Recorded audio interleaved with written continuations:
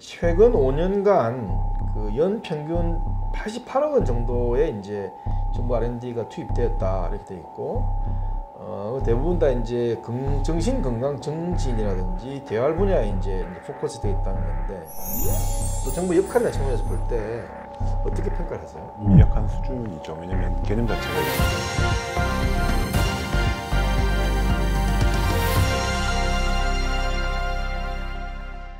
안녕하세요. 방금 소개받은 임창주 교수입니다. 소프트웨어 대학에 있는 게임공학과에 있고요.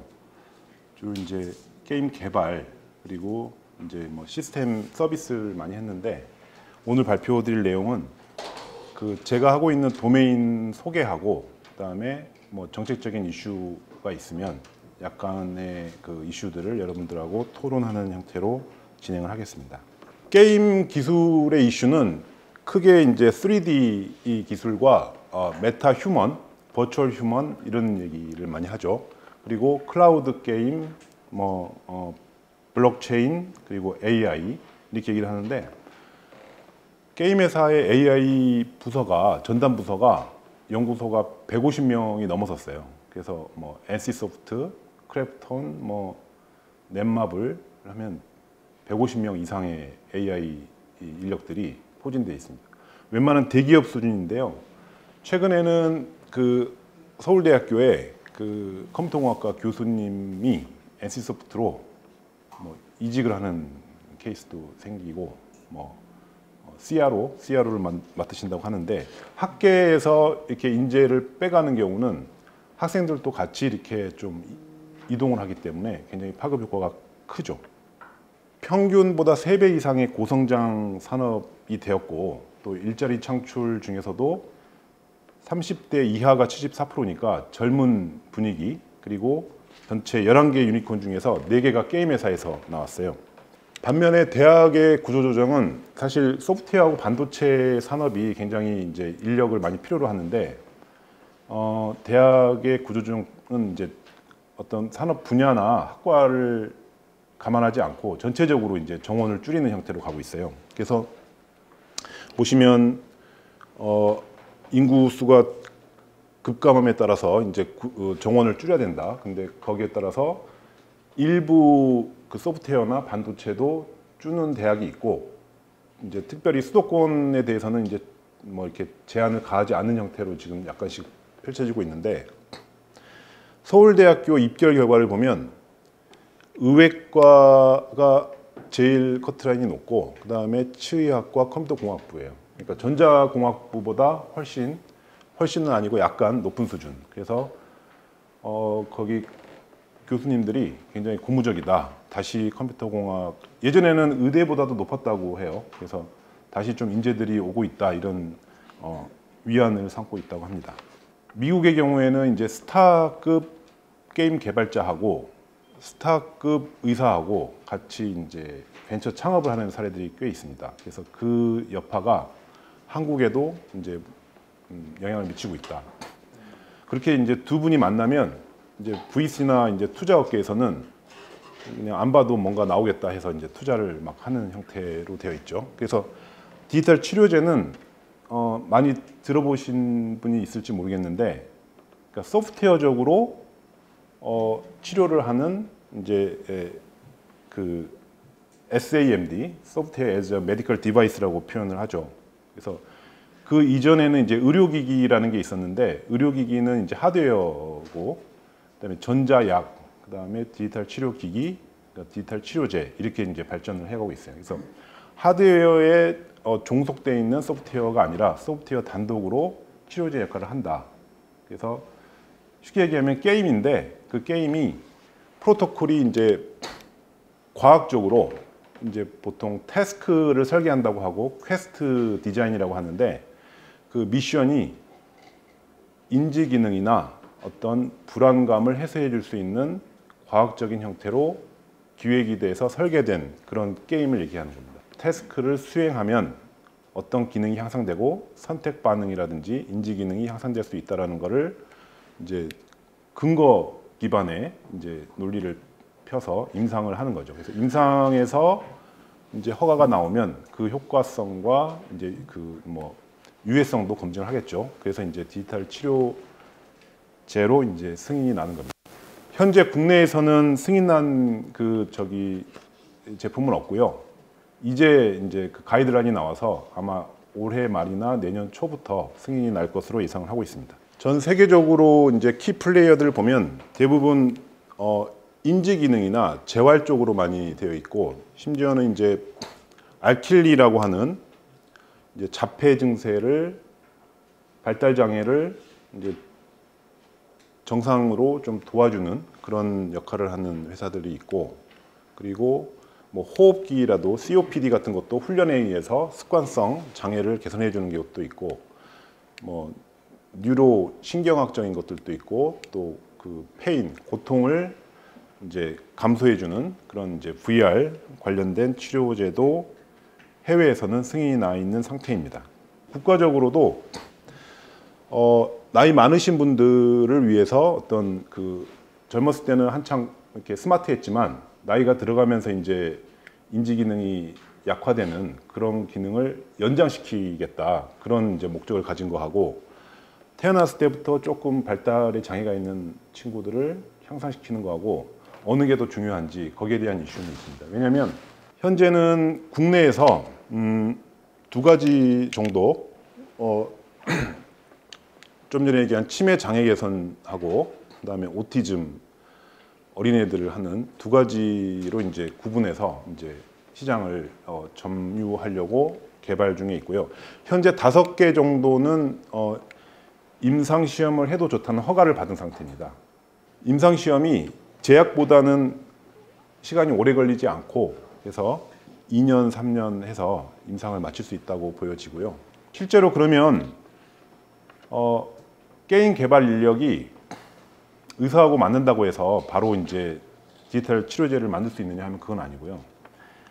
의학 논문을 읽을 줄 알아야 돼요. 의사들이 하는 용어를 다 알아야 되고, 그 세미나를 다 이해해야 되고, 또 저희 개발 내용을 의사들한테 전달해야 되는데, 그게 다른 도메인에서 있었기 때문에 만만치 않은 작업이에요. 그래서 굉장히 좀 그 참을성이 많이 필요하고, MD-PHD나 지금 감염병 예방이나 어떤 디지털 병원 때문에 의사과학자들이 많이 필요한데, 이런 형태의 인력을 양성하는 것도 꽤 바람직합니다. 근데 현재 미국에는 이제 MD-PHD가 있는데 한국에는 제도상 MD-PHD를 허가를 해주지 않는 상태에 있고, 뭐 카이스트나 포항대가 신청을 하고 이제 뭐 준비를 하고 있다고는 들었습니다. 트윈에 관련된 메타버스에 대해서만 좀 설명을 드리겠습니다. 의학적으로는 자기 자신의 데이터를 모델링해서 그대로 자기 아바타를 만들어내는 겁니다. 이제 디지털 트윈의 개념을 차용해서 메디컬 트윈이라고 하는데, 그게 왜 필요하냐면 여러분들이 건강검진을 받지 않습니까? 근데 그게 1년에 한 번 받든 2년에 한 번 받든 굉장히 이제 주기적으로 받잖아요. 그래서 건강관리가 잘 되고 있다고 생각을 하시는데 그렇지 않습니다. 이게 매일매일 몸이 달라져요. 그래서 상시적인 모니터링 체계가 있어야 되고, 그 데이터들이 쌓여야 뭐 리그레이션을 하든 예측을 할 수 있거든요. 상시적인 데이터들이 쌓여져 있어야 되고, 이 빅데이터를 가지고 어느 부분이 문제가 생길 것이다라고 예측을 하는 거죠. 뭐 센서들은 이제 뭐 디지털 미러가 될 수도 있고, 뭐 변기에 센서를 달을 수도 있고, 자기의 이제 배설물과 먹는 음식물들 이런 것들을 모니터링해서 가족력 데이터를 가지고 질병을 예측하고 또 처방을 하고 이제 원격으로 진료하고 치료받는 그런 형태로 발전이 될 것이라는 얘기죠. 장점만 얘기했는데 단점도 굉장히 많아요. 치료제의 부작용에 대해서는 어떻게 할 거냐. 제약 같은 경우에는 화학적인 부작용이 있는데, 이런 경우는 이제 그 컨텐츠적인 부작용이 좀 있어요. 예를 들면 오남용에 대한 문제, 또 의사들의 수익 모델화, 보험 적용의 문제들이 좀 있고요. 또 현실과 가상의 경계가 모호해지고 데이터로 모든 것을 표현하다 보니까 여러 가지 의료 마이 데이터를 시행할 때 좀 보안의 문제들이 생길 수 있습니다. 여기까지가 제가 발표한 내용이고요. 혹시 질문 있으시면 해주시면 감사하겠습니다. 반갑습니다. 산업통상자원 R&D 전략기획단 기술정책 MD 오동훈입니다.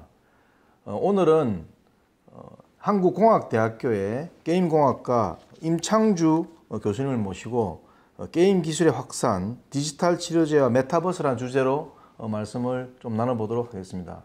네, 안녕하세요. 반갑습니다. 한국공학대학교 게임공학과 임창주 교수입니다. 소개받은 대로 게임 기술의 확산에 대해서 오늘 토론을 하기 위해서 왔습니다. 초대해 주셔서 감사합니다. 네, 고맙습니다. 우선 이제 간단하게 디지털 치료제라는 게 대한 일종의 정의라 할까요? 그거에 간단하게 좀 말씀 한번 해주시죠. 말 그대로 치료제는 치료제인데 디지털로, 그러니까 소프트웨어적으로 어떤 질병을 치료하는 건데 화학적인 거나 물리적인 치료 방법이 아닙니다. 화학적인 거는 제약이고요. 물리적인 거는 이제 전자약이라고 해서 뭐 전자파를 쏘거나 또는 뭐 저주파를 하거나 이런 전자약이 있고, 디지털 치료제는 이제 소프트웨어적으로 컨텐츠적으로 우리가 어떤 기능적인 게임 컨텐츠를 즐기면서 치료하는 그런 거를 이제 우리가 디지털 치료제라고 정의합니다. 그럼 이게 필연적으로 약간 좀 게임 기술하고 이렇게 관련될 수밖에 없긴 없겠네요, 그죠? 그 자체가 사실은 게임 컨텐츠인데 그 프로토콜이 이제 재미, 펀을 위해서 기획이 된 거냐, 아니면 치료를 위해서 훈련용으로 기획이 된 거냐에 따라서 이제 다르고요. 이제 게임용은 이제 뭐 사용자가 재밌으면 되지 않습니까? 근데 이제 치료제의 목적은 분명하기 때문에 네. 그 개선이 돼야 되고 질병이 치료되는 유효성이 검증이 돼야 됩니다. 그래서 이제 세계적으로 예를 들면 뭐 디지털 치료제 관련된 뭐 인증된 사례라든가 혹은 그 실질적으로 이제 실제 임상에 사용돼 가지고 효과를 얻은 그런 어떤 사례 뭐 이런 것들에 대해서, 또는 뭐 세계적으로 예를 들자면 뭐 미국 FDA가 어떤 식의 폴리시를 가지고 이 디지털 치료제 관련된 내용을 뭐 하고 있는지 이런 것도 좀 소개해 주실 수 있나요? 이제 미국의 예를 들면은 알킬리나 코그노와 같은 제품들이 있는데요. FDA 승인을 받았습니다. 그래서 자폐증이라든지 뭐 불안장애 이런 것들을 치료해주고 있는데, 미국의 경우에는 병원을 한번 왔다 갔다 하는 게 거리도 멀고 의사를 만나는 게 비용이 굉장히 많이 듭니다. 네, 그렇죠. 네. 이제 디지털 치료제 알킬리 같은 걸로 이제 어린 아이들이 게임을 하면서 자기의 이제 정신과적인 질병을 향상시킬 수 있어서 효율적으로 굉장히 이제 저비용으로도 할 수 있고 의사들이 처방에 의해서 활용되고 있는 상황이고요. 네. 한국의 경우에는 아직까지는 이제 가이드라인만 나와 있는 상태고 이제 승인이 된 경우는 없고요. 임상 시험을 하게끔 허가된 경우는 5가지 경우가 있습니다. 지금 그러면은 업계나 아니면 이쪽 종사하시는 분들은 향후 이제 시장 전망에 대해서는 어떻게 보시나요? 병원이 어떻게 보면은 그 시장의 파일을 좀 확대할 수 있는 결정자적인 역할을 할 수 있고요. 보험회사도 마찬가지긴 한데, 네네. 저희가 이제 식약처에서 잘 가이드라인이 되고 허가가 되고 보험 수가가 정해지고 이제 의사 선생님들이 처방을 하면서 시장이 확대되는 거는 이제 기정사실인데, 어느 정도 그 속도가 빨라질 것이냐 하는 것들은 좋은 제품이 나와야 되고 그다음에 근거 기반의 유효성 평가가 잘 돼야 되고 또 안정성이 확보가 돼야 되겠죠. 네네. 그래서 만약에 좀 뭐 허가받은 제품을 하다가 또 문제가 생기면은 또 불허가 결정이 될 수 있는 거고요. 그래서 그런 시행착오는 좀 겪어야 될 필요는 있는데, 현재 상태는 굉장히 긍정적으로 보고 있는 입장이고 투자자들도 개발사에 투자를 지속적으로 하고 있는 상황입니다. 네네네. 그러면 이 게임 기술을 포함해가지고 이런 디지털 치료제를 개발하는 데 있어가지고 어떤 기술적 장벽 내지는 기술적으로 뭔가 뛰어넘어야 되는 그런 뭐 요소도 있을까요, 혹시? 환자를 대상으로 하는 거기 때문에 환자의 그 패턴 분석, 상태 분석, 이걸 이제 빅데이터나 AI로 분석해서 맞춤형으로 제공해 주는 필요가 있는 게, 잘못하면은 환자를 데리고 잘못된 컨텐츠를 제공하거나 또는 안정성이 없는 컨텐츠를 제공을 하면은 부작용이 있을 수 있어요. 그래서 네네. 그런 것들에 대해서 검증 작업도 필요하고 또 이제 변수 선택의 문제도 있는데, 사실 그 레벨 밸런싱이나 이런 게 게임의 경우에는 그 사용자에 따라서 좀 더 해주면 더 재미를 느끼고 그 레벨 그 밸런싱 문제가 있는데, 이 치료제에 있어서는 굉장히 민감하게 분석을 해야 되는 게 네네.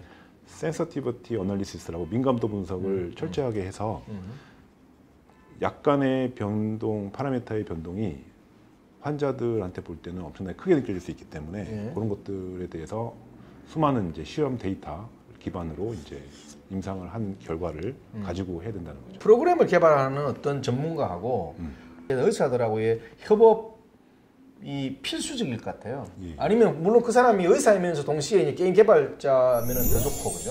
예. 그래서 그런 것들은 어떻게 지금 진행이 되고 있나요? 회사의 경우에는 CTO를 게임 개발자가 맡고 네. CRO라고 해서 이제 Chief Research Officer라고 해서 의사 선생님이 디지털 치료제 회사에 이제 CRO를 맡게 돼요. 그래서 두 분이서 콜라보로 이제 협업을 하는데 의학 논문 데이터도 CTO가 읽어야 되고 CRO인 의사 선생님도 게임 개발 과정을 이해해야 됩니다. 네네. 그래야 서로 이제 효율적인 이제 임상 데이터와 이제 컨텐츠를 개발할 수 있는 거죠. 그러면 우리나라의 이제 수준에 대해서 약간 얘기를 해보고 싶은데 그 어느 정도 연구를 하고 있고 또 어떤 회사들이 좀 더 이제 뭐 플레이를 띄고 있는지를 뭐 간략히 한번 뭐 소개해 주실 수 있나요? 챗봇 형태로 그 불안장애나 이런 마음 치료를 해주던 업체인 하이라는 업체도 지금 임상 시험 허가를 받은 상태고 네. 또 플레이 투 큐어라는 업체는 이제 오티즘 언어 영역에 대해서 이제 개발 중에 있고 의사 선생님하고 같이 일을 다 하고 있는 상태인 걸로 알고 있고요. 그 주목할 만한 거는 그런 업체에 제약회사들이 또 투자를 하고 한다는 겁니다. 그래서 제약 시장의 어떤 확장이라도 볼 수도 있고 제도적인 측면에서는 어떤 배리어를 타파하는 그런 형태가 필요할 것 같아요. 근데 국내에서는 어느 정도 한계가 있는 게 학과 간의 벽이 굉장히 크다고 보여지고요. 네. 그래서 어떤 그 뭐 MD, PhD 과정이나 이런 것들이 지금 논의되고 있는데 한 이슈죠 MD, PhD가. 예. 그런 거는 빨리 뭐 제도를 해주는 것도 굉장히 바람직하다고 생각이 됩니다. 그래서 어떤 훌륭한 의학적인 우리 국가의 이제 의사 선생님들이 되게 훌륭하시잖아요. 그래서 네. 그런 분들하고 또 게임 개발자들도 전 세계적으로 굉장히 개발력이 우수하기 때문에 그 두 우수 인력이 만나서 어떻게 보면은 잘 융합되어 있는 네. 그게 가장 큰 이슈인데 이제 교육적인 측면에서는 사실 그 융합이 잘 안 돼 있어요. 그러니까 이제 사회에 나와서 이제 융합인데 그것도 이제 기업에 따라서는 뭐 잘 되는 경우도 있고 안 되는 경우도 있고 그래서 아예 그 의사과학자나 이런 것들을 양성하는 게 굉장히 중요한 이슈라고 보여집니다. 근데 미국 같은 경우에는 이제 임상을 하지 않는 연구하는 의사 선생님, 그래서 의사과학자라고 부르고 MD, PhD를 획득해서 그 이제 트랙이 있는데 한국의 경우에도 이제 일부 대학과 병원들이 협업을 해서 그런 과정을 만들고 그 준비하고 있다고 들었어요. 그러니까 실제로 그런 경우가 이제 우리가 코로나 시기를 겪었지만 방역 시스템에서도 그런 분들이 필요하고 트래킹하고 데이터를 분석해야지 이제 우리가 방역을 잘 할 수 있을 거 아니에요. 네네. 그리고 이제 제약 부분에 있어서도 임상을 하려면 이제 제약학과가 있긴 하지만 의사 선생님이 꼭 이제 임상을 해야 되니까 네네. 그런 부분에서도 이제 의사과학자가 필요하고 이제 디지털 치료제 관련해서도 이제 디지털 플랫폼 하에서 이제 디지털 스마트 병원이라든지 네. 뭐 영상 의료 데이터를 분석하고 또 해석하는 문제 그리고 임상적인 뭐 결론을 내리는 문제 이런 것도 이제 의사과학자들이 해야 될 역할이라고 보여집니다. 최근 5년간 그 연 평균 88억 원 정도의 이제 정부 R&D가 투입되었다 이렇게 돼 있고 대부분 다 이제 정신 건강 정진이라든지 대활 분야에 이제 포커스되어 있다는 건데 또 정부 역할이나 측면에서 볼 때 어떻게 평가를 하세요? 미약한 수준이죠. 왜냐하면 개념 자체가 이제 생성이 되었고, 근데 네. 우리나라가 잘 아시겠지만 정부 R&D 예산이 거의 뭐 한 30조 수준에 육박했지 않습니까? 30조 예. 그렇다 그러면 우리가 잘할 수 있는 분야를 선택해야 되고 집중적으로 해야 되는데 이제 디지털 플랫폼화에서의 의료 서비스의 형태가 굉장히 스마트해지고 뭐 디지털적으로 네. 가기 때문에 이게 우리 국가적으로도 이제 정부의 역할이니까 국가적으로도 안정된 보험 시스템을 갖추고 있고 네. 그다음에 디지털 인력이 지적 인력이 있고 또 메디컬 인력 우수하고 그러면 국가적으로 봤을 때도 굉장히 승산이 있는 투자 분야라고 생각이 되어집니다. 네네네. 투자를 많이 해달라 이런 식의 요구를 하기 쉬운데 꼭 그게 사실 정답은 사실 아니거든요. 그렇죠. 어떤 경우에는 돈 필요 없다. 그냥 let it be. 우리 할 수 있는데 그냥 내버려둬라. 이게 더 효과적인 정책일 수도 있고 그 다음에 여기서 발생할 수 있는 뭐 규제를 갖다가 뭐 네거티브를 바꿔가지고 마음대로 할 수 있는 분위기만 만들어주면 충분히 지하회사라든지 글로벌 무슨 VC가 투자할 수 있으니까 그걸 더 선호하는 경우도 있고 막 그래요. 그래서 지금 현재 이제 정부 역할이라는 게 모든 걸 전방위적으로 할 수 없으니까 뭔가 정부가 좀 더 포커스하는 게 좋다고 생각했던 영역도 꼭 굳이 투자가 아니라 제도가 됐든 뭐가 됐든 뭐 인력의 양성이 됐든 뭐 대학의 어떤 롤의 변화가 됐든 뭐 어떤 게 좀 더 이 분야는 특히 좀 필요하다 생각하시는지 뭐 의견을 듣고 싶어요. 이제 중요한 거는 정부에서는 제도를 신속히 좀 오픈해 주는 거죠. 제도를 잘 정리를 해주고 그리고 또 어떤 면에서는 임상시험센터 같은 경우도 이제 식약처에서 이제 하고 있는데 조금 더 이제 그 관련된 치료제들이 폭증할 예상을 하면 조금 더 그 시험 예산이나 또 센터 같은 것들을 많이 확충해서 빠른 결정 그리고 과감한 뭐 규제 완화 이런 것들이 좀 필요해 보이고요. 투자 액수나 이런 것들은 사실 그 뭐 정부에서 주도적으로 한다기보다는 민간의 역할에 좀 맡기는 것도 필요해 보입니다. 네네. 이렇게 떠오르는 분야이기 때문에 무엇보다 하여튼 소위 말하는 규제라든가 제도를 갖다 좀 오픈해가지고 여러 가지 시도를 할 수 있는 그런 룸을 열어주는 게 상당히 중요하다 이런 생각을 해봅니다. 오늘 이 임창규 교수님 모시고 지금 디지털 치료제 관련된 부분에 대해서 발표도 듣고 말씀을 나눠봤는데 여러분들 어떻게 보시는지 모르겠습니다. 저는 상당히 좀 새로운 개념을 들으면서 좀 신선하다. 그리고 이게 우리가 이제 앞으로 어떤 다른 새로운 산업으로 충분히 키울 수 있는 그런 어떤 가능성을 충분히 내포한 그러면서 동시에 우리나라가 충분히 역량이 어느 정도 있는 그런 분야라고 제가 생각이 들었습니다. 그래서 앞으로 좋은 방안들이 나올 수 있게끔 뭐 또 정부도 그렇고 또 업계에 계신 분들 또 학계에 계신 우리 교수님 같은 분들이 노력을 하시면은 뭐 잘 될 것 같습니다. 어쨌든 상당히 뭐 많이 도움이 되는 시간이었는데 오늘 시간 내주셔서 고맙습니다. 예, 초대해 주셔서 감사합니다. 네. 다음 회에도 좀 더 재미난 주제로 이렇게 다른 전문가분을 모시고 또 발표와 또 대담을 진행해 보도록 하겠습니다. 오늘 하우투 콜로키움 대담은 이걸로 마치겠습니다. 시청해 주셔서 감사합니다.